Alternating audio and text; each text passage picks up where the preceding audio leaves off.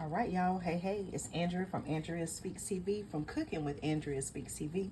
Listen, I'm back to give you another recipe that you may want to try at home, okay? All right, y'all. So I am going to be preparing. I'm going to take you through the process of how I prepare and season some boneless chicken, boneless, skinless chicken thighs, okay? So as you can already see, I have my pan. I just have a regular pan. I have my parchment paper. I've already put some oil at the bottom. Again, I use the grapeseed oil. I told you all at the time of this video that for whatever reason, extra virgin olive oil is very, it seems like it's more expensive. So I'm just using grapeseed oil. Okay. All right. So I picked up a pack of Bell & Evans air chilled, boneless, skinless chicken thighs. Okay. I like it because it's raised without antibiotics. Okay. So, you know, I can't tell you what to do, but you know, we're living in a time where, you know, it's very important that we know what's in our food. Again, this is the Bell & Evans brand. Raised without antibiotics. In the feed, water through intramuscular injection, or in ovo or egg, all natural, fed on an all vegetarian diet, okay? So again, you want to make sure that you know what's in your food, okay? And in this pack, it looks like it's about 6 baked chicken thighs, okay?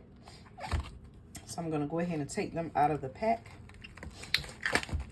And they just have, I've already kind of pulled it, but in the corner, you can see they have a tab. All you gotta do is just pull it back, just like that.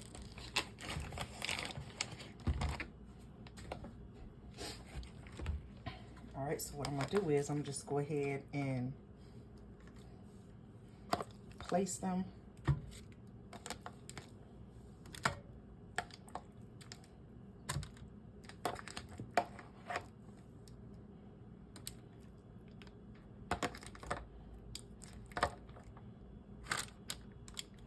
Just like that.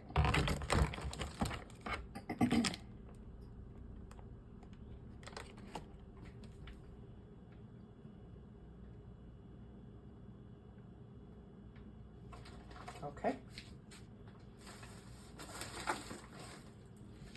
All right, next thing I'm gonna do, I'm gonna take my grapeseed oil. I put some at the bottom of the pan.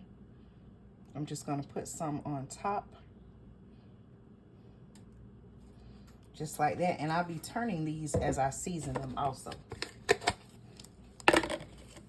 The seasonings are very simple.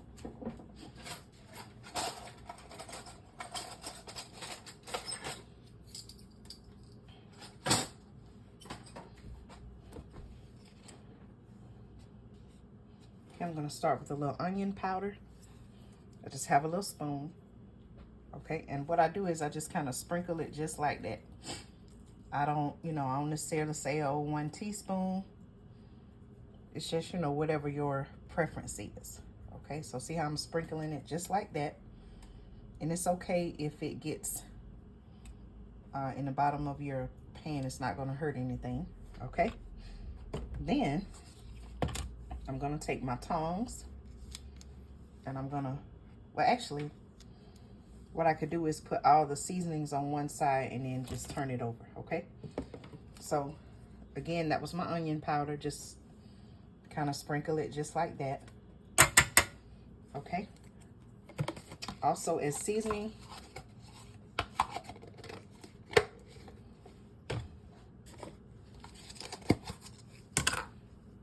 this is some garlic powder.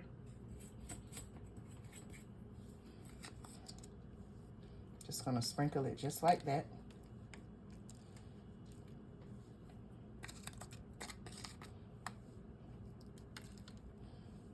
And I will be flipping these over, seasoning them on the other side, okay? I'm also going to use paprika. Okay. And it fell one time before, and that's why it's kind of cracked, but that's okay. I can still use it. I'm just gonna, again, just sprinkle it just like that. Uh-oh. I may have put a little bit too much on that one, but that's all right.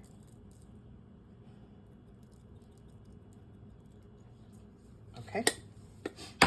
And I'm also going to use some salt.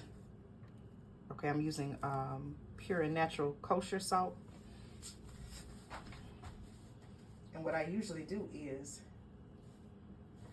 I don't use much. I just put a little bit, and I may not even use all of that, but I just put a little like that in my hand and just kind of go over each piece. Okay.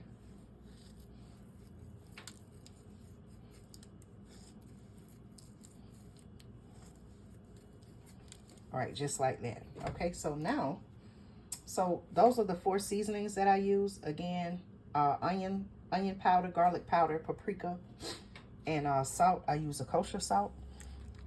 So now what I'm gonna do is, I'm gonna flip it over using my tongs.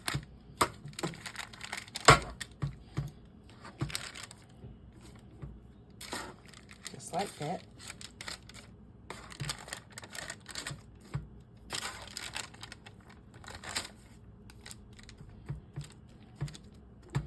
Okay, I'm gonna try to spread them out, each piece out, to get, you know, the seasoning coated over it. All right, just like that. All right, and then you can take your oil again if you would like. Kind of coat the other side. That's gonna make it have like a crispiness, and that makes it really, really good. Okay, again, normally I would use extra virgin olive oil. I gotta get some more of that. But, you know, you do your research, use whatever type of oil to your preference. And since I already have salt on my hand this time, I'm gonna start with the salt. Just kind of putting a pinch.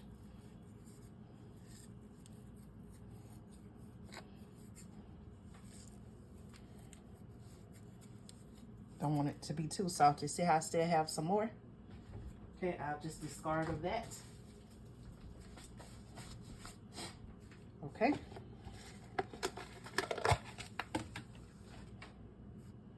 Here again is my onion powder. Going back to my spoon. Just gonna sprinkle that just like that. And just in case anyone is wondering the price of the baked chicken thighs, they were, let me see what the container says. They were $12.51. So, you know, at the time of this video, the price of chicken, as it has been being, is getting higher and higher. Okay, so that was my onion powder.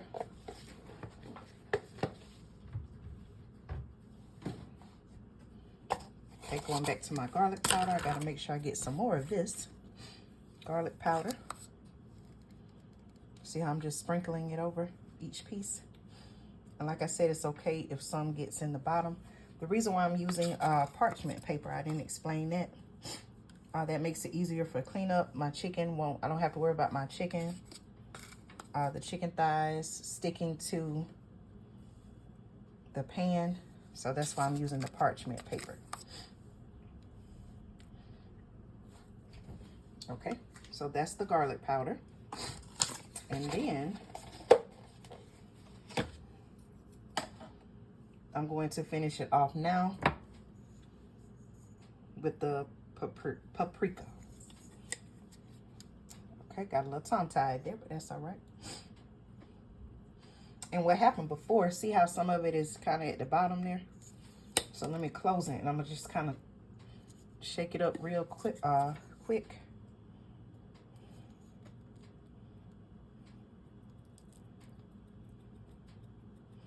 Okay, now it's coming out.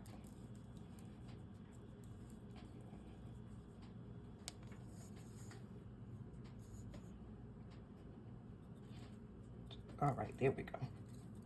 Sometimes you have to get a good handle on it for it to come out, okay? All right, and that's pretty much it. So I'm just going to take this, turn it back over now.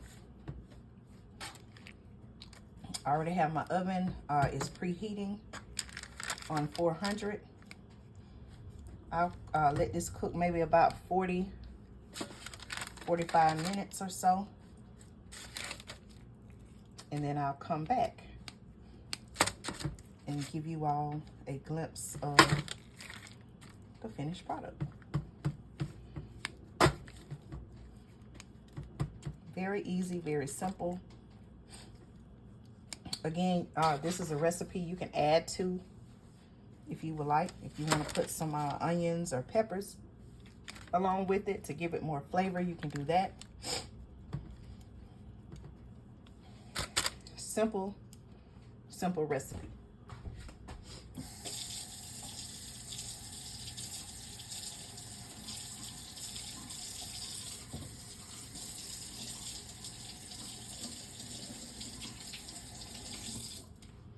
My oven should be going off in a moment.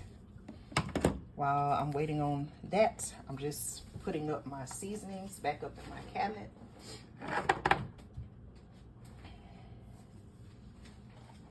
Some people may choose to make this without salt, and that's perfectly fine. Again, it's just whatever your preference is, okay? There may be a seasoning that I didn't use. If you say, hey, Andrea, this would taste good with it, you know, you make it what you want it to be, okay? All right, y'all. So, again, while you're waiting on your oven to preheat, depending on what time you got started, as I'm cooking, I like to clean my workspace. So that's kind of what I'm doing.